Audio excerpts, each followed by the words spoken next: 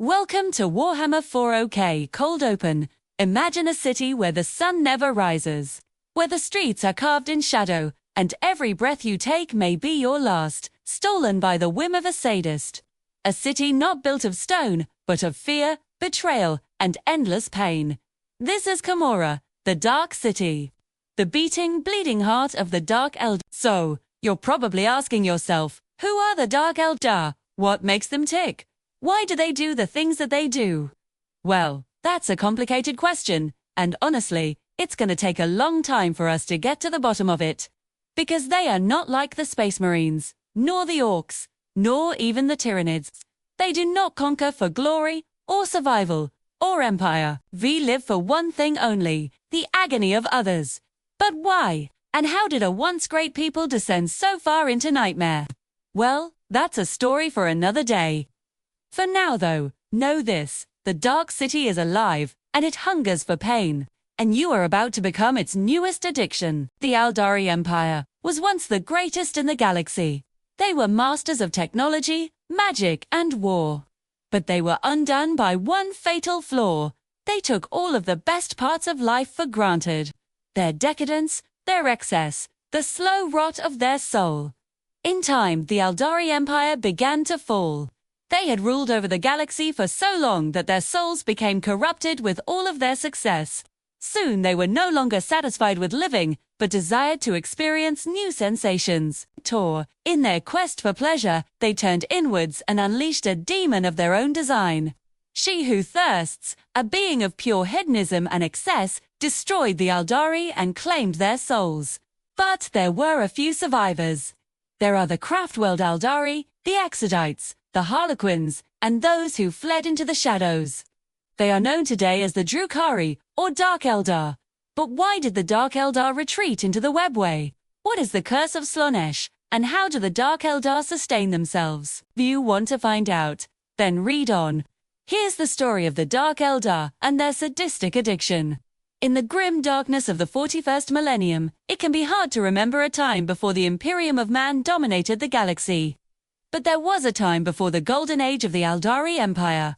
It might seem like it was always there, but it only came into being when the human race was still living in the infancy of its technological advancement. The Empire, at its zenith, stretched from one end of the galaxy to the other, encompassing hundreds of star systems, thousands of worlds, and uncountable moons. Its armies conquered all comers, and its trade ships were undisputed masters of the galactic seas. No army could hope to rival the Aeldari forces. They would crush any threat to their way of life, including entire civilizations who simply got in their way. And yet the Aeldari thought this was boring. They had won every victory worth having, and knew the pleasures of every world in their empire.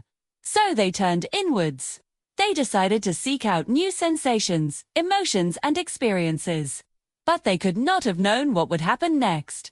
The Aeldari had many victories under their belt. After conquering the Virgo cluster, which contained the human race at the time, they were somewhat bored with war.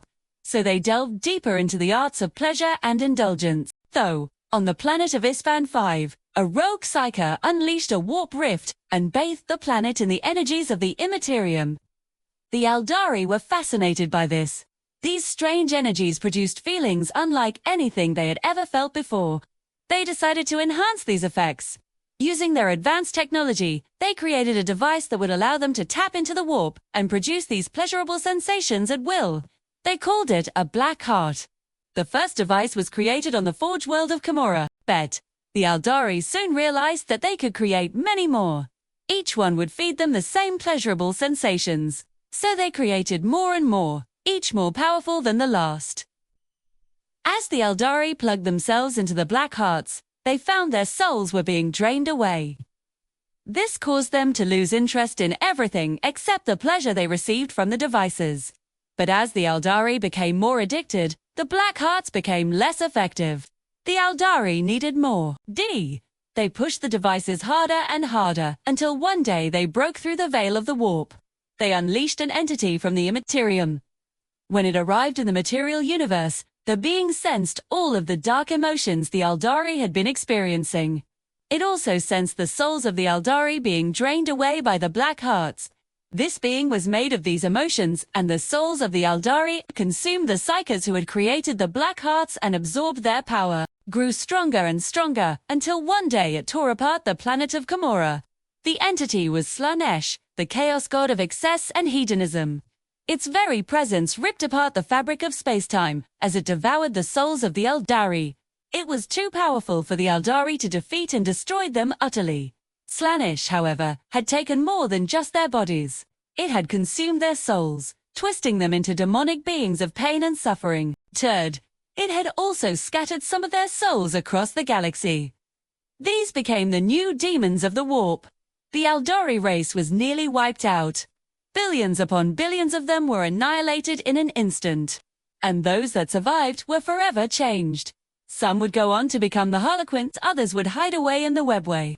Many would live as outcasts on the fringes of the galaxy, and a few would become slaves to chaos. Most, however, were reborn as the Drukhari, or Dark Eldar. Not all of the Dark Eldar know why they fled into the webway. They have forgotten their past and the sins of their ancestors. All they know is that Slaanesh has cursed them. She is draining their souls little by little, and they must do whatever they can to survive. The Dark Eldar have lived in the webway for tens of thousands of years. They have built cities and fortresses in the psychic realm. And they have created weapons and armor capable of tearing apart demons, but even this is not enough. The Dark Eldar are still cursed. Every day, more and more of them are lost to the warp. Those who are lost become hags, twisted creatures that feed on the pain of others. Hags are banished from Dark Eldar society. They are seen as nothing more than beasts. But the Dark Eldar cannot save them. The curse is too strong. The Dark Eldar need something more. They need to find a way to sustain themselves. They need to find a way to feed on the pain of others. Now, this is not easy. Pain is a powerful emotion. It is a mutation of anger, fear, and despair. To feed on it, the Dark Eldar must enter the minds of their victims. They must rip apart their thoughts and devour their souls. This is why the Drukhari have become so sadistic. They delight in causing pain. It is their lifeblood. The Dark Eldar have created devices that amplify pain. They call them flesh hooks. A flesh hook is a small device that is implanted into a victim's body. It is connected to a larger device that is worn by the Dark Eldar. When the Dark Eldar activates their device, the flesh hook amplifies the pain of the victim. The Dark Eldar can then feed on this pain and sustain themselves. This is why the Dark Eldar keep slaves. They use them as a source of pain to feed on. But this is not enough. The Dark Eldar are constantly draining their victims. They need to capture new slaves all the time. Otherwise, they will run out of pain to feed on. To solve this problem, the Dark Eldar have developed a new weapon. It is called a soul grinder. A soul grinder is a large device that is used to torture and kill multiple victims at once. It can be used to grind apart the souls of a planet's inhabitants and feed them to the Dark Eldar. This is why the Dark Eldar invade other worlds. They use their soul grinders to harvest the souls of the inhabitants. They then sell these souls to the highest bidder. Fees. This is where the Dark Eldar get their name. They are known as the Drukhari, or Children of the Damned. They are the prisoners of Slaanesh, doomed to suffer for eternity. But the Dark Eldar are not without hope. There is a prophecy that one day they will be freed from the curse of Slaanesh. One day, a hero will come from among them and destroy the Chaos God. Until then, they must endure. They must feed on the pain of others and hope for a better future. But that's just a theory. A Eldar theory, am I right? Hey guys, thanks for watching. If you enjoyed the video, please hit the like button and subscribe for more content. And if you really want to support the channel, consider becoming a member. Thanks again for watching. See you next time. It's a place of whispers and shadows, a city of secrets hidden within the immaterium. It is here that a great cabal was formed, and it is here that the Emperor will meet his doom. Yes, welcome to another video. Today we're going to take a look at the setting for the Horus Heresy novel, Soul Drinker by James Swallow. The labyrinthine city of the Cabal of the Thorn, a place so vile and corrupt that it makes even the underhive of an Imperial hive world look like paradise.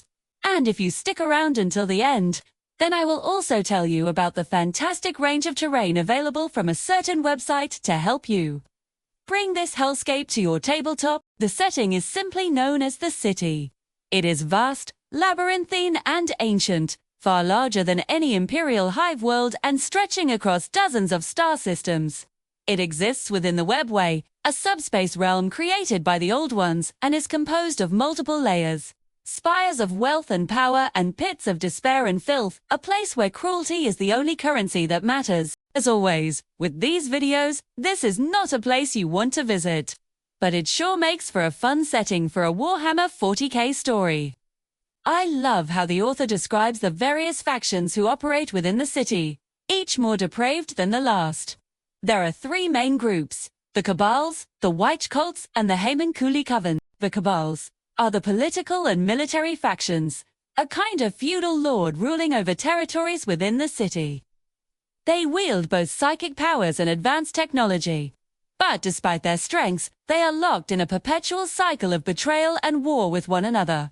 Each Kabal is ruled by an Archon, a powerful psyker who uses his connection to the warp to dominate the minds of his enemies. Then, there are the Wych Cults, who can be found throughout the city. These are the gladiatorial arenas, where blood is spilled for the amusement of the populace. Whole planets can be wiped out as captives are harvested for the games. If that sounds extreme, well, remember, this is a place where people are flayed alive for sport. Only the strongest and most cunning can survive here, and there is no quarter given or expected. And finally, there are the Haemonculi covens, twisted flesh artists who reshape the living into abominations. They revel in pain and torment, and are willing to do anything to obtain fresh subjects to experiment on. The covens move through the city unseen, preying on the weak and vulnerable. Now, all of these factions are engaged in a constant struggle for power, but they are bound together by their desire to control the city and its many secrets. Here there are no laws or rules, only the will of the strongest. And those who cannot adapt and overcome will be consumed by the city. You have to admit that makes for a pretty cool setting. But what is it actually like to live in this place? Well, let me tell you, it ain't no picnic. In fact, life here is pure nightmare fuel. As soon as you step foot in the city, you are watched. Every move you make is tracked, and every word you speak is monitored. The streets are patrolled by the elite warriors and assassins of the different Kabals. If you are not careful, you will be targeted and eliminated before you even realize what is happening. But even if you manage to stay out of trouble with the Kabals, you still have to contend with the environment itself. The city is a labyrinth of twisting, turning streets that seem to shift and change on a whim. There are spires that pierce the sky and buildings that reach down into the depths of the earth. And all around you are the ghosts of those who have come before you, whispering secrets in the darkness. And then there is the blood. Oh yes, the blood. It runs through the streets of the city like a river. It is used to cleanse the body and the mind, to heal the sick and the wounded, and to empower the suckers. You will see it everywhere, and it will get on everything. If you manage to survive in the city for any length of time, you will become desensitized to the blood and the pain and the suffering. In fact, you will find yourself enjoying it. The longer you stay, the more the city will corrupt you. There are entire districts of the city dedicated to pleasure and debauchery. Here you can find anything you want, from exotic foods and drinks, to strange and exotic companions. But be careful, because the pleasures of the city are often tainted with pain and suffering. If you want to experience the city to its fullest, you must learn to embrace the chaos. You must become one with the madness. And if you can do that, then the city will reward you beyond your wildest dreams. Now, obviously, this is not a setting that's meant to be fun or enjoyable. Instead, it's designed to be disturbing and nightmarish. But that's what makes it so great. 2. It's a place where anything can happen, where the rules of reality are suspended. It's a place where you can let your imagination run wild. If you're looking for a setting for your own stories or games that is truly unique and unforgettable, then the City of the Kabal of the Thorn is definitely worth checking out. Now, as I said at the beginning of the video, if you stick around until the end, then I will tell you about some fantastic range of terrain available from a certain website to help you bring this hellscape to your tabletop. So what are you waiting for? Check it out and start exploring the city today. And while you're at it, be sure to hit that subscribe button.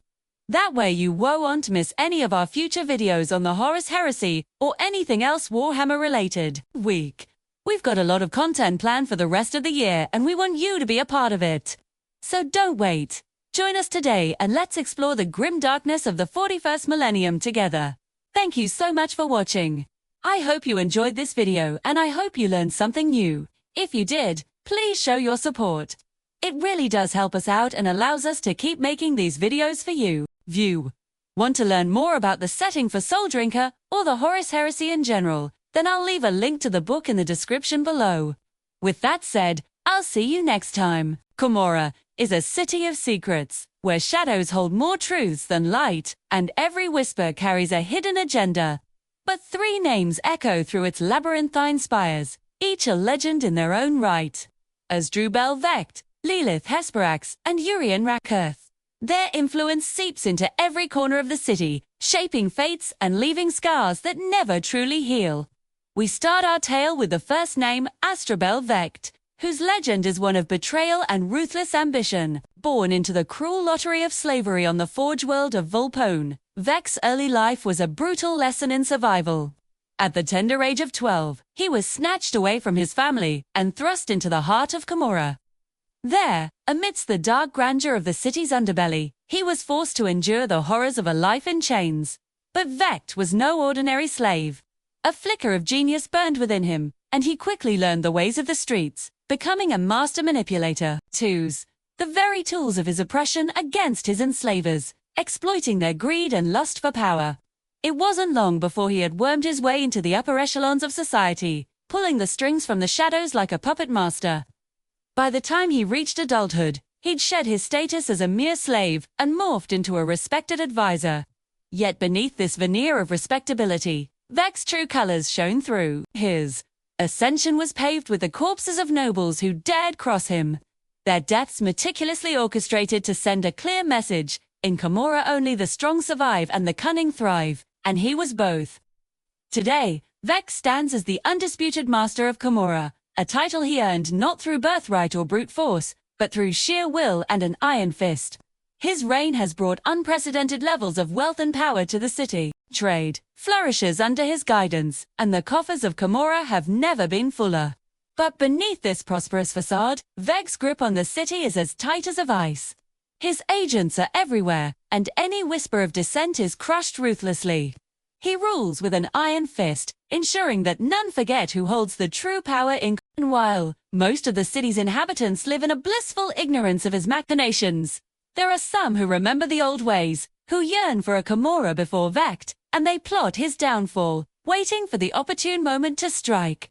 For in the grand game of shadows and deceit, that is Commorragh, even the most powerful can fall. But let's turn our attention now to Lelith Hesperax, a name synonymous with power and allure in the Wych Cults. Her story is one of blood and beauty, of death and desire, a dangerous cocktail that has made her a legend in the gladiatorial arenas of Commorragh. From her first steps into the cult, it was clear that Lith was no ordinary gladiator. Her duels were spectacles of raw power and deadly grace. She moved through the arena with the lethal elegance of a panther, her every move ending in swift, brutal perfection. Her opponents, whether fellow gladiators or hapless prisoners, stood no chance against her. The crowds roared with a mixture of awe and bloodlust as she danced through the carnage, her laughter echoing through the Colosseum. But her fame was not just because of her skills. Lith possessed an enigmatic charm, a captivating aura that drew the eye and held it captive.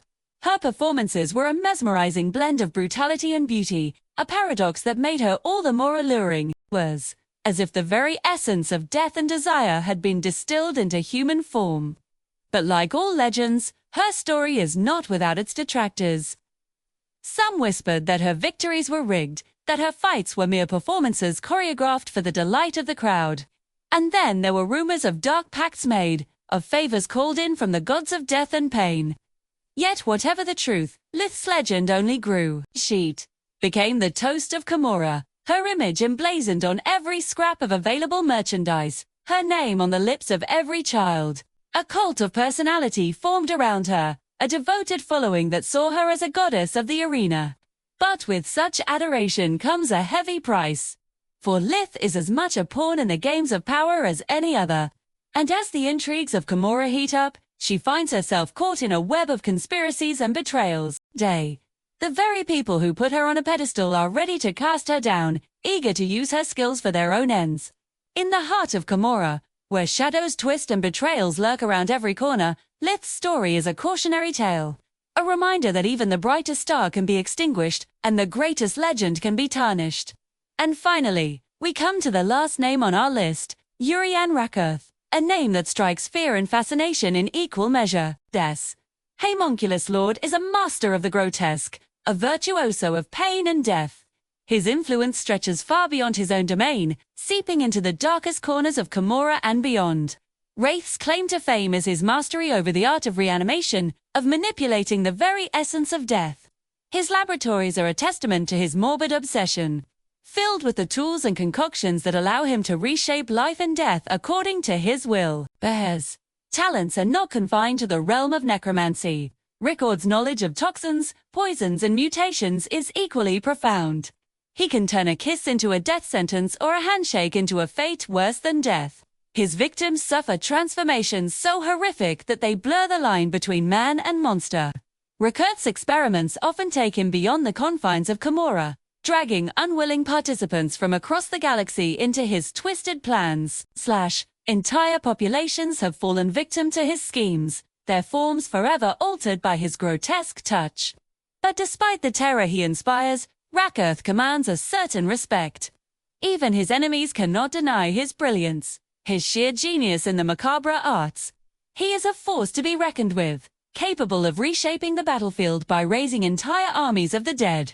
And while his motives may be inscrutable, his impact is undeniable. Rakarth's influence on the wider world of Warhammer is profound. His creations, whether monstrous or undead, leave scars that run deep, serving as constant reminders of his dark genius. In the grim tapestry of the Warhammer universe, Urien Rakarth's name stands out as a particularly sinister thread. His story is a chilling reminder that sometimes the greatest evils are born not of malice or ambition, but of an unquenchable thirst for knowledge and power. As we conclude our journey through the shadowy underworld of Commorragh, we are left with a sense of unease. These three names, once whispered in hushed tones, have become echoes of fear and fascination. The rise of Asdrubael Vect reminds us that power corrupts and absolute power corrupts absolutely. Lelith Hesperax shows us that beauty and death are two sides of the same coin, and Urien Rakarth serves as a grim reminder that knowledge without ethics is a dangerous weapon. Day stories, like the shadows that dance in the heart of Commorragh, continue to shape the fate of the city and the galaxy at large. For in the grim darkness of the Warhammer universe, the sins of the past are never truly buried, and the legends born in the shadows always find a way to influence the light. The Dark Eldar, those sadistic, manipulative, and oh so very pretty psychopaths from Warhammer for OK. Today we're going to take a look at why they feed, what they feed on, and how they do it.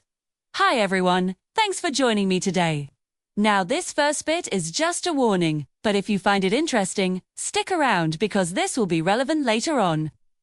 So the Dark Eldar are cursed by their own god, Slaanesh, who has literally devoured their souls already. As such, the Dark Eldar are forced to feed on the suffering of others to stave off total annihilation, both physically and spiritually. This is also the reason that they capture and torture their victims before feeding, so they can prolong the suffering and get more from it. It's not a choice for the Dark Eldar to be evil, sadistic, and horrible. It's literally a matter of survival. If they don't feed, they die. And if they don't feed enough or properly, their souls get devoured by Slaanesh, and they become empty shells of their former selves. Okay, now that we've established they need to feed and why, let's talk about how they do it. You might think that they would have created some kind of machine or device that could extract the agony and suffering of others without having to actually kill them, right? Well, in a way you'd be correct. They do use devices like this called the Dreamstalker. In fact, when one is used, it literally sucks the dreams right out of people, which often results in death. But they don't actually need these machines. In fact, there's something much better and far more efficient. You see, Dark Eldar physiology is designed to siphon the emotions of others. In fact, The more horrific and painful the emotion, the better it works. Pain, fear, despair, anguish, hatred, rage, all of these emotions power the Dark Eldar, and unlike Slaanesh, who devours the souls of the Dark Eldar, the Dark Eldar only borrow a portion of the soul during the feeding process. This allows them to retain their sanity and identity while gaining increased strength, speed, stamina, durability, and psionic power. Some individuals even gain unique abilities from the feeding, like being able to cast spells they've never been able to before, or enhance versions of their normal abilities. The Dark Eldar call this process communion. And it's not a one-way street. That is, it's not like the victim is giving the Dark Eldar power and getting nothing in return. No, the Dark Eldar gives something to the victim as well, specifically visions of the Dark Eldar's future glory, hope for a better tomorrow. Hope that is only ever fulfilled by Slaanesh. It's a gift that keeps on giving, if you know what I mean. It's important to note here that the Dark Eldar aren't picky eaters. They'll feed on anyone, no matter the race or species. And they also don't seem to discriminate between genders either. Both male and female Dark Eldar can and do feed on prisoners. But the Dark Eldar aren't just sitting around waiting for food to come to them. They also actively seek it out, usually in something called the raids. The raids are real space incursions into the warp-tainted regions of the galaxy where the Imperium holds a strong presence. I'm talking about the places that aren't under the rule of the God Emperor of mankind, like the Calaxis sector, which is home to the Dark Eldar homeworld of Commorragh. You see, the Dark Eldar live completely separate from the rest of the galaxy. Their homeworld is hidden away in a place called the Webway, which was once a part of the greater galactic network, but is now a dark mirror image of it, created when the original Webway fractured during the fall of the Eldar. And while the Dark Eldar can travel through the Webway to other parts of the galaxy, they don't really do it very often. All they have to do is wait for the portals to open naturally, and then they can have anything they want. That is, of course, if they're willing to risk leaving their home sector. Most Dark Eldar are happy to stay within the safety of their own territory and simply wait for the portals to bring the tasty morsels to them. But sometimes, and I mean very rarely, a raiding party will set off into the wider galaxy to look for food.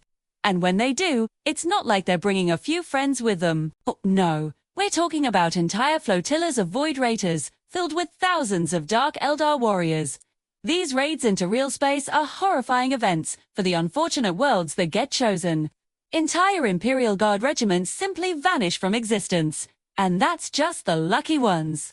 Many captured Imperials end up enduring months of captivity in the Dark Eldar slave ships, being tortured, mutilated and experimented on until they finally die, and can be used to feed the Dark Eldar. But some Imperial worlds are smart enough to realize what's happening, and they try to fight back. Usually this means calling in the local Space Marines to defend them. But as effective as Space Marines are, they're still not enough to stop a full-scale raid. You see, the Dark Eldar have weapons that are designed to tear apart the psychic defenses of their enemies, and weapons that can disrupt the flow of souls from the warp. Yeah, that bad. And that's just on top of their incredible technology, their superior numbers, and their sheer sadism. Once the Dark Eldar get into your head, there's no escape. Even if you manage to kill every single Dark Eldar on the planet, it's already too late. You see, the Dark Eldar feed, not just on the physical body, but on the mind and soul as well. So even if you survive the initial attack, you're still gonna have to deal with the nightmares and insanity that come with it.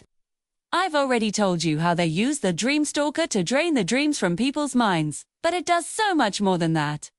For example, Dark Eldar assassins have been known to stalk their targets for weeks or even months before making their move.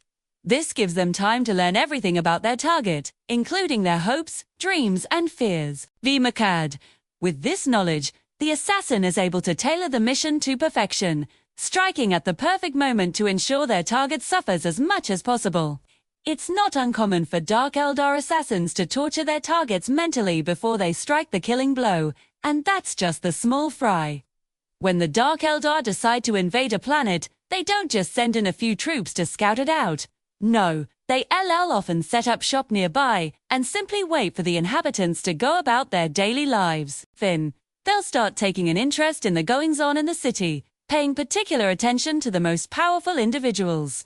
It's not unusual for a Dark Eldar lord to spend years watching and waiting before making his move. And when he does make his move, it's devastating. Let me paint you a picture. You're a citizen of the Imperial world. You wake up in the morning and go about your day as usual. You work, you eat, you drink, you socialize. But something's not right. There's a darkness in the air, a sense of dread that you can't shake. You try to ignore it, but it follows you everywhere you go. Then you start seeing things out of the corner of your eye, shadows that seem to move just a little too fast, faces that appear in the crowd that seem a little too familiar. You try to tell yourself that it's all in your head, but deep down you know there's something wrong. Then it happens. A squad of Dark Eldar commandos descends on your city, slaughtering everything in their path. Your world descends into chaos, and you find yourself trapped in the middle of it. Try to run, but where can you go? Your whole life is here. Your family, your friends, your memories. And besides, where would you go even if you could? The Dark Eldar have cut off all communications, and they've brought in reinforcements. Soon, your entire world will be nothing but a tomb. And if that wasn't bad enough, after they've drained your world of its population, they're gonna turn their attention to you personally. Oh yeah, it's gonna be fun. And this isn't just a fantasy. It's happened before, countless times. I mean, have you ever read the tale of the Sisters of Twilight? How about the doom of the Wolf King? What about the fall of the Lion? I could go on, but I think you get the point. These stories are common throughout the galaxy. Every Imperial world knows that the Dark Eldar are out there, and every Imperial world knows that sooner or later they'll be the ones targeted.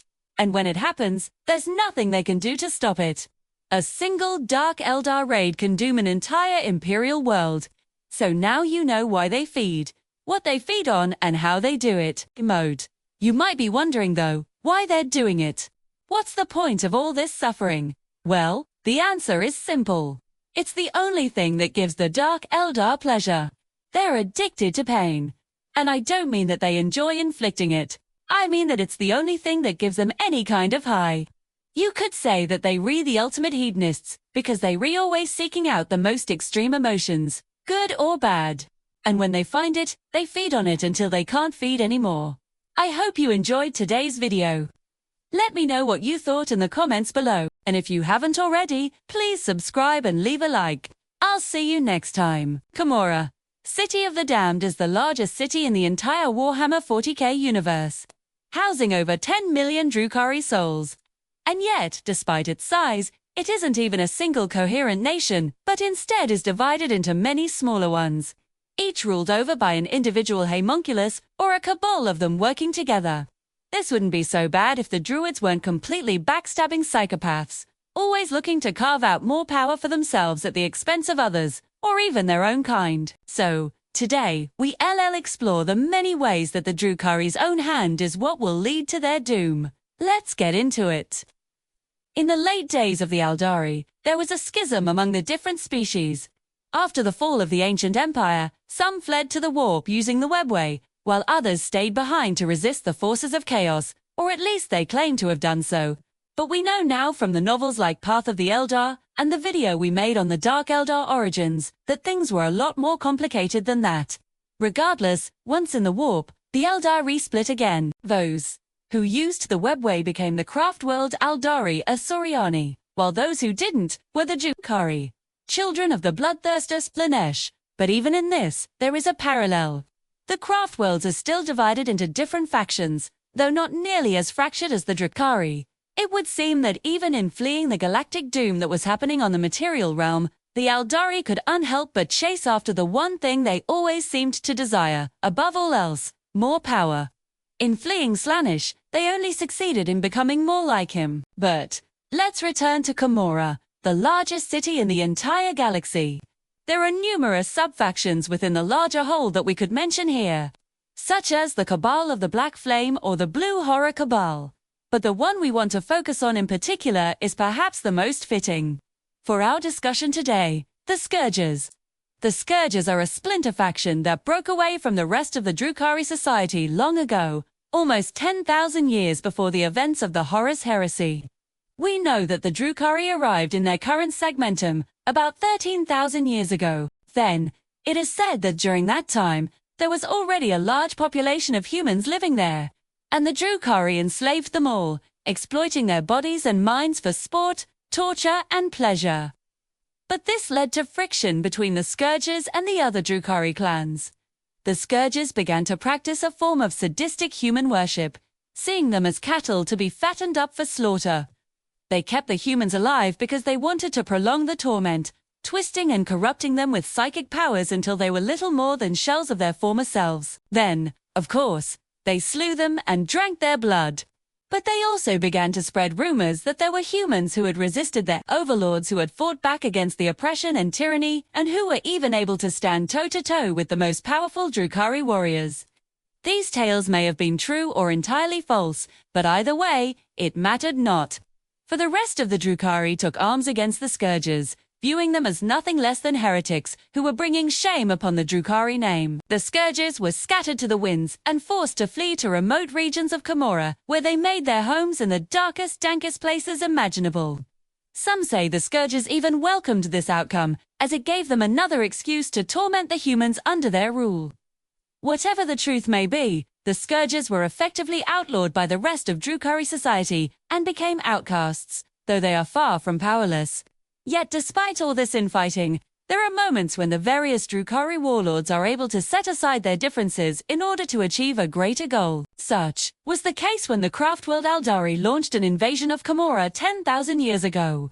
The Drukhari put aside their differences and fought back against the invaders, driving them from their lands and shattering the alliance between the two factions that had lasted. Since the fall of the Old Ones, it was at this point that the Drukhari turned truly evil, embracing the delights of Slaanesh wholeheartedly and indulging in their darkest desires.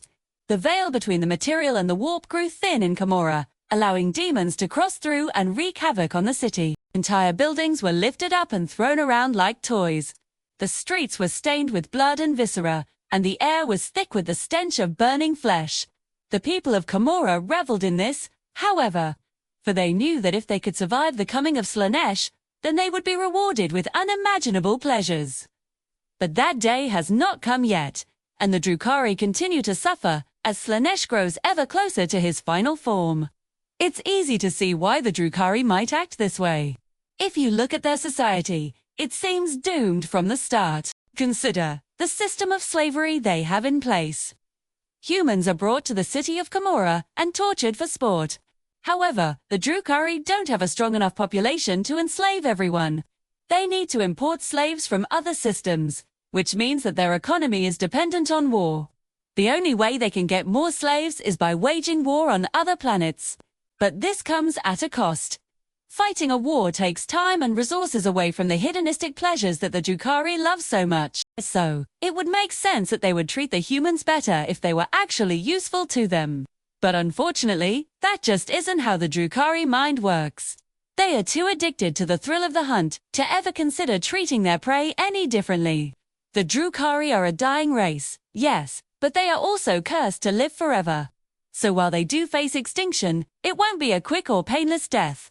Instead, it will be slow and agonizing, both physically and mentally. The Drukhari are trapped in a never-ending cycle of pain, suffering and torment, doomed to relive the same horrors over and over again until they die.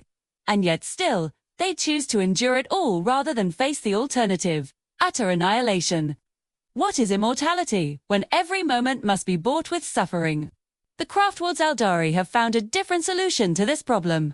They've chosen to embrace the past, holding on to the history of their ancestors, as a way of preserving their culture. By doing this, they've managed to create a strong sense of identity for their people. They know who they are and where they came from, which gives them hope for the future.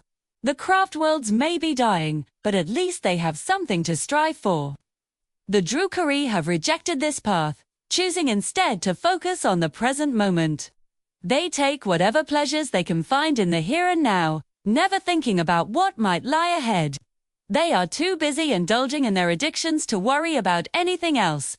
And so we come to the central problem with Commorragh, its inhabitants, and by extension, the entire Drukhari race. The people of Commorragh are doomed to repeat the same mistakes over and over again. They are trapped in a cycle of betrayal, murder, and deceit, and there is no escape.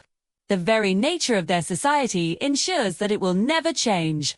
The Drukhari are too selfish and power-hungry to work together for the greater good. Each one is only concerned with himself or herself, and they are willing to do whatever it takes to get what they want. Tears, even if it means betraying the trust of their own allies. The Dark Eldar realized long ago that the only way to survive in this grim darkness of the 41st millennium was to work together. They learned this lesson the hard way, but at least they did learn it. The Drukhari have not been so wise. They continue to fight amongst themselves, and it is this that will lead to their doom. The Eldar as a whole have been targeted by the forces of chaos, and it is only through their combined strength that they have been able to resist. But the Drukhari are too proud and powerful to seek out the aid of others. They think they can win on their own, but they are wrong. They are in too deep, and there is no turning back. There is no doubt that the Drukhari are powerful, but they are also reckless and short-sighted. They do not think about the consequences of their actions, and this has led them down a path of destruction. They have created enemies that they cannot hope to defeat, and now they are paying the price. The Drukhari are masters of pain and suffering, but they have forgotten that there is a difference between inflicting pain and enduring it. They are skilled warriors, but they are also arrogant and overconfident. They believe that they are invincible, but they are wrong. The Drukhari are dying, and there is nothing they can do to stop it. They are doomed to perish, and the only question that remains is, how will they die? Will it be quickly or slowly? Will it be painfully or peacefully? The answer to these questions is that it doesn't matter. The Drukhari are beyond saving, and their fate is sealed. Their doom is inevitable, and there is no hope for their salvation. If you enjoyed this video, check out our previous videos on other aspects of the Warhammer 40k universe. But that's it for this one. Thanks for watching. The Emperor's Children. Once the jewel of the Imperium, now a poisoned shard, beautiful and deadly. Forever trapped in a cycle of self-destruction. Fulgrim the Primarch was a being of unparalleled grace, a dancer of the warp, whose every movement was a thing of beauty. Until he became the herald of change, a harbinger of ruin. His fall to chaos was a tragedy, a corruption of the highest ideal of humanity. The perfect courtier, the perfect warrior, the perfect weapon of the Emperor. It was, in the end, a loss for both the Imperium and the ruinous powers, a victory for neither side. In the grim darkness of the 41st millennium, there is little room for pity. The universe is a cold and unforgiving place. There is no greater sin than weakness. Weakness of body, weakness of mind, or weakness of spirit. If you cannot embrace the sweet release of oblivion, if you cannot stand by your brothers as they die, and take the final plunge into madness with them, then you are only fit to be a slave. Yet somewhere in the cold and uncaring galaxy, a single tear falls from an eye long thought dead. Somewhere in the maelstrom of war, a single heart beats, heavy with sorrow. Mourning the loss of innocence, mourning the corruption of perfection, mourning the passing of the age of heroes. But such sentimentality has no place in the 41st millennium. We have seen enough tears to last a lifetime, enough blood to fill a galaxy. So let us turn away from this vision of shattered beauty, and look instead at those who would profit from the Emperor's children's woes. For there are eyes watching the demise of this once great legion, eyes that gleam with cruel amusement at the unfolding tragedy. For there are predators in the warp, creatures of pure evil who feast upon the life essence of sentient beings. And these creatures have noticed the frailty of the Emperor's children. They have watched as this once proud legion has turned upon itself, as brother has slain brother, as the greatest warriors the galaxy has ever seen have cast aside their weapons to become addicted to the pleasures of the flesh. And the predators have decided that it is time to strike, time to swoop down like a hawk and claim its prey. But these creatures are not demons or demons of the ruinous powers. They are far more ancient and infinitely more terrible. They are the Dark Eldar, the ageless enemies of the Eldar, and they have waited for millennia for a chance to strike at the heart of the Eldar, for they know that Commorragh is only one of the many masks worn by the Eldar too, and that underneath that beautiful, decadent facade lies a people as cruel and merciless as any race in the galaxy. Oh yes, the Dark Eldar know the secrets of Commorragh, what goes on in the City of the Damned. And they have been waiting patiently for the moment when the veil between the worlds would grow thin enough for them to cross over. Now that the Emperor's children have corrupted the webway, making it unstable and unpredictable, the Dark Eldar can cross over into real space more easily. And what do they find when they arrive? A galaxy on the brink of destruction. A galaxy ripe for the taking. Oh yes. The Dark Eldar see the weakness of the material universe, the pathetic struggles of the races that dwell within it, and they smell fear. Oh, how they love to smell fear. And so the Dark Eldar make their move. They send out their raiding parties, their sleek black ships streaking across the void like bats out of hell. They descend upon Imperial worlds, draining the life essence of the inhabitants, leaving behind only husks. And they do it with cruel efficiency, with cold, hard precision. They are not builders, they are not conquerors. They are predators, feeding on a galaxy that barely knows they exist. And yet, in their cruelty, there is a kind of truth. A mirror held to the soul of every civilization, that perhaps all empires, in the end, are built on suffering. Now, the Dark Eldar are only one threat to the galaxy. Third, there are others who stir in the darkness, waiting for their moment to strike. And in the next story, we will follow the blood trails of their raids. Not in Commorragh, but in real space, where an Imperial world awakens to the sound of chains in the night. For when the Dark Eldar come, there is no warning, only silence. And then screams.